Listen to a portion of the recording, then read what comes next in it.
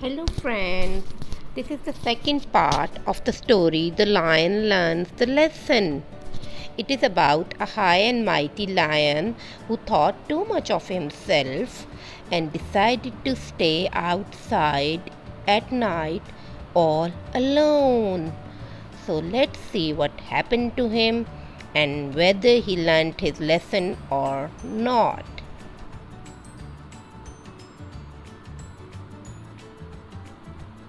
He sat there and sat there. Suddenly he heard a scratching noise in the wall nearby. He jumped to his feet. Whatever could it be? It was the little brown mouse who lived behind the wall. He was coming out of his hole to see if the children had left any crumbs on the floor. He sidled out of the hole and ran over the hearthrug. He bumped into the lion and trod on his long tail. "Ouch!" said the lion. "Why don't you look where you're going?" The mouse stared at him and grinned. He ran at the lion and bumped into him again.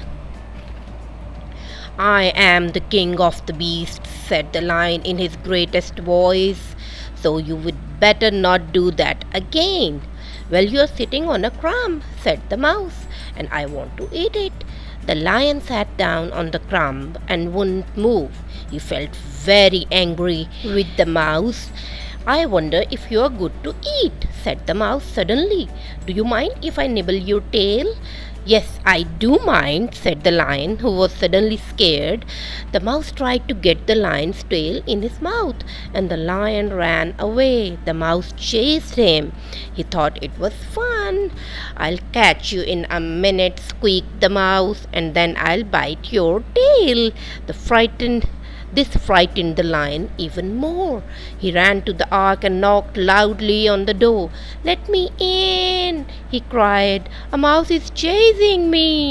"The door is locked," said Mr. Noah, "and we are all in bed." The lion ran to the toy cupboard and knocked there. "Let me in," he cried. "A mouse is chasing me."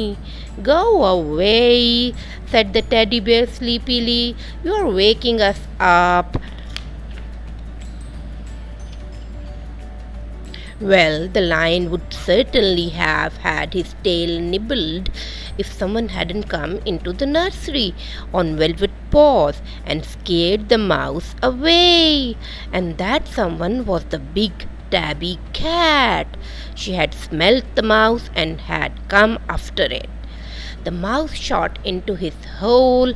Then the cat saw the lion running and thought she must be a mouse too.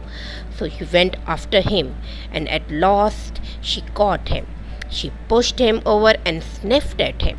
He was very frightened. He felt sure she would eat him.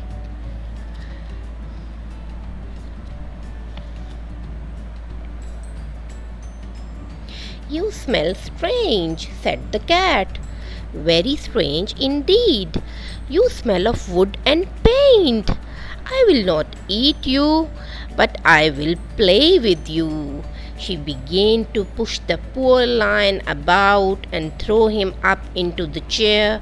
He ran away as fast as he could and once more banged at the door of the ark.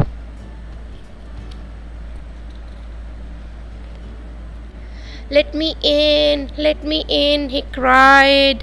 "A cat is after me." "The door is locked," said Mr. Noah. "We don't want to be woken up." Then the lion ran to the toy cupboard and knocked again. "Please let me in," he cried. "A cat is after me." "Go away," said the teddy bear sleepily. "Do not wake us." The poor lion did not know what to do, and then he suddenly saw the cat running out of the nursery door. She had heard a mouse downstairs and had gone to chase it. The lion sat down in front of the fire again, tired and miserable. How he wished he was safely in the ark with all the other animals. As he sat there, a big spider ran over the rug and made him jump. "Whatever's this now?" cried the lion. "Go away, whatever you are." "I am going to spin a web from your nose to the leg of the chair," said the spider. "Keep still."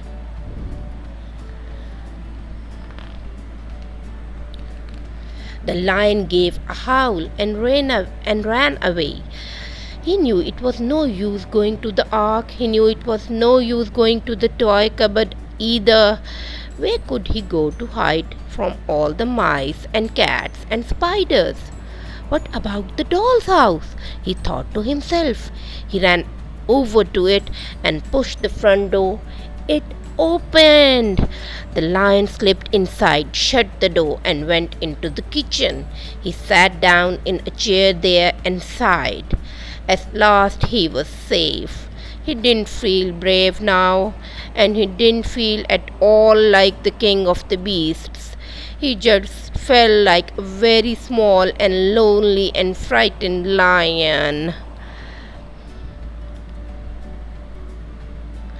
The next morning, Sophie found the lion in the doll's house, and how surprised she was!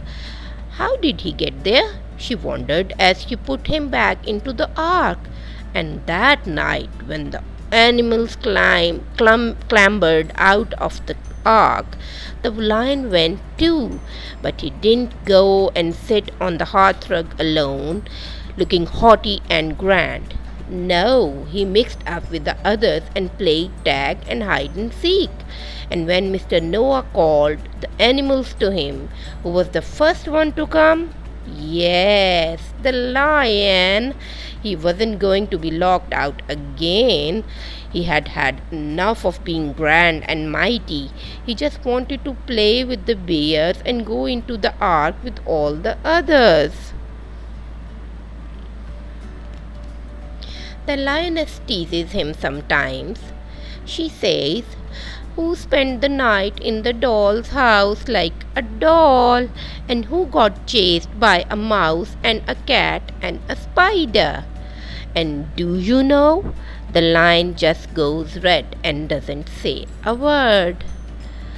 So this was a story about a mighty and high and mighty lion who thinks too much of himself. He got served and he learned his lessons.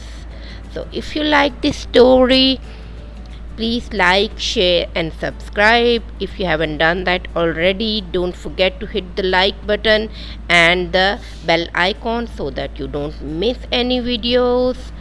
And until next story, bye bye and take care.